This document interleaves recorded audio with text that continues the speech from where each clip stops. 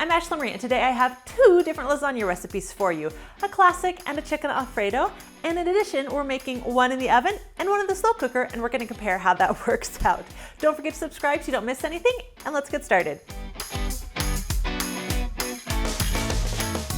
Now we're gonna start our traditional lasagna. First thing that I'm gonna do is boil some water and then boil those traditional lasagna noodles. Now, if you have access to the oven-ready lasagna noodles, they're amazing, and I totally love them. So whatever you have access to, whatever you enjoy using, go ahead and do that. So first of all, we have ground beef, and then some pork sausage. Once that starts to brown and you start getting a little bit of the grease coming out, it's time to add our onions.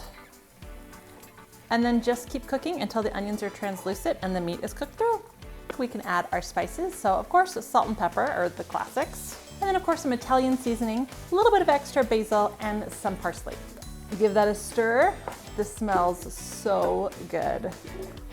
Now we're gonna add some tomato paste, some tomato sauce, and some crushed tomatoes. And a little bit of brown sugar for some sweetness. Give that a stir. And now bring that to a simmer to bring all of the flavors together. Now it's time to make our cheese sauce. So first thing we're gonna do is add the ricotta, then the mozzarella, and then the Parmesan. Finally, we're gonna add our herbs. Now, this is where you can have a lot of fun. I usually use rosemary, thyme, salt, and pepper. If you don't have any fresh rosemary, like I happen to not have any today, I'm gonna use some parsley instead. You can really play around with this. You can use fresh basil, fresh parsley, fresh rosemary, fresh thyme, or you can go with dried with everything. Kind of depends on the time of year and what you have available to you. Because this is one of those meals that I'm like, hey, let's throw this together. I'm using a lot of dried herbs because that's what I always have on hand.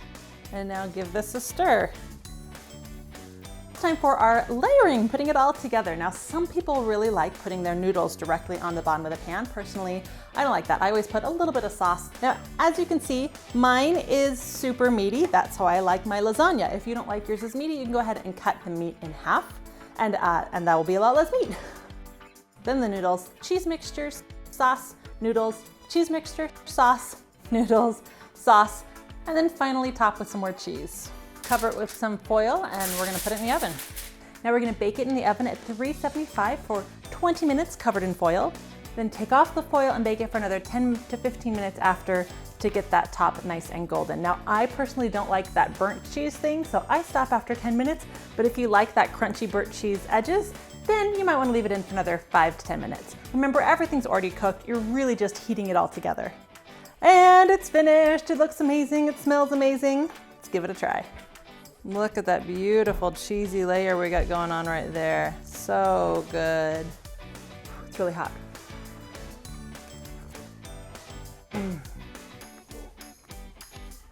This tastes amazing. For the chicken Alfredo lasagna, the first thing that we're gonna do is cook our chicken. Now you can use a rotisserie chicken if you want one that's super easy. I like to bake my chicken. I feel like it's incredibly easy and full of flavor. Or you can saute your chicken, of course, or boil it however you like to cook it. And for this one, I'm gonna use chicken thighs. I love the flavor of chicken thighs. I'm on a real chicken thigh kick right now. First thing I'm gonna do is add a little bit of salt and some pepper. And then I'm gonna drizzle some olive oil on these. And then I'm gonna rub it to get them all in. Now I'm using ones with skin and bones, but you can use boneless, skinless, whatever. We're gonna shred it later, so it won't really matter that much. And I'll put this in the oven at 350 degrees for about 30 minutes. Now our chicken is done and it's time to shred it. Now it's time to make the Alfredo sauce. So we're gonna start with some butter and melt that. Once the butter's melted, you wanna add the flour and give that a stir. And this is our roux. Once it turns into a nice golden color, we're gonna add our milk and whipping cream.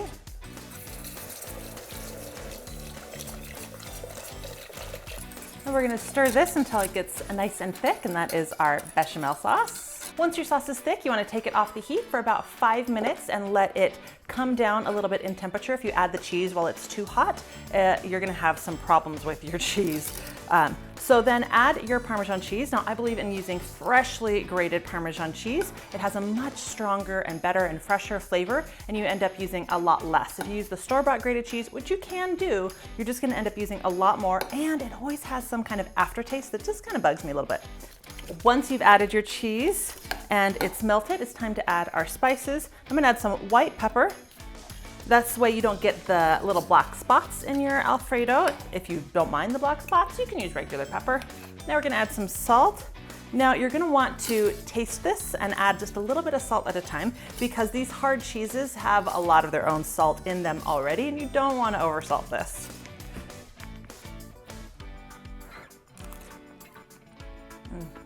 Just a little bit more salt. Now add the cooked chicken thighs to your sauce. Now we're gonna make our cheese filling. So I have some ricotta and some mozzarella and some Parmesan, along with some artichoke hearts and some chopped fresh spinach. And you just want to stir that. Now we're gonna layer everything into our slow cooker. Some sauce, some noodles, and some of the cheese mixture. Then just keep layering sauce, noodles, cheese, sauce, noodles, ending with sauce. And then top with some more mozzarella and Parmesan cheese.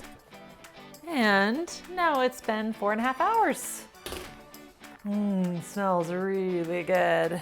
And now I've made a couple different slow cooker lasagnas in my life, and I've always used classic lasagna noodles, and they always turned out gummy. So this time I used a new product that's out, an oven-ready lasagna noodle. So it's supposed to not need to be boiled beforehand, meaning it doesn't take as much liquid and yada, yada, yada. Let's see how it turned out.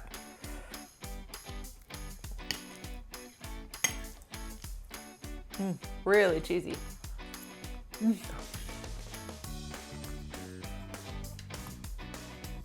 I think these noodles turned out great. They don't have that gummy effect that the classic noodles have in a slow cooker lasagna. And I have to say, I love a classic lasagna and I love this chicken Alfredo version as well. For me, the trick is using, of course, a homemade Alfredo. Personally, I love the artichoke hearts and the spinach inside this dish, but you can complicate or uncomplicate or simplify or unsimplify this recipe as much as you want. If you like mushrooms, you can throw those on in there too. I think this turned out great. I was worried that it would be too dry, but I think it had just the right amount of liquid. And now we finished with both recipes. Now you can make the classic oven-baked lasagna in the slow cooker. Just make sure to use those oven-ready noodles. And you can make that chicken Alfredo lasagna in a 9x13 pan and bake it in the oven. They're completely interchangeable in what you can do with it. It's really just about getting the sauce right, getting the layers right, and then choosing whichever way you prefer to bake them. I think they taste great both ways. I hope you enjoyed this recipe. I love making traditional foods like this lasagna and then traditional foods with a twist like the chicken Alfredo lasagna. In the comment box down below, let me know which one you would prefer, the traditional or the twist. And then as always, leave me a suggestion if there's a recipe you'd like to see my take on it. And don't forget to subscribe so you don't miss anything. Thanks for watching.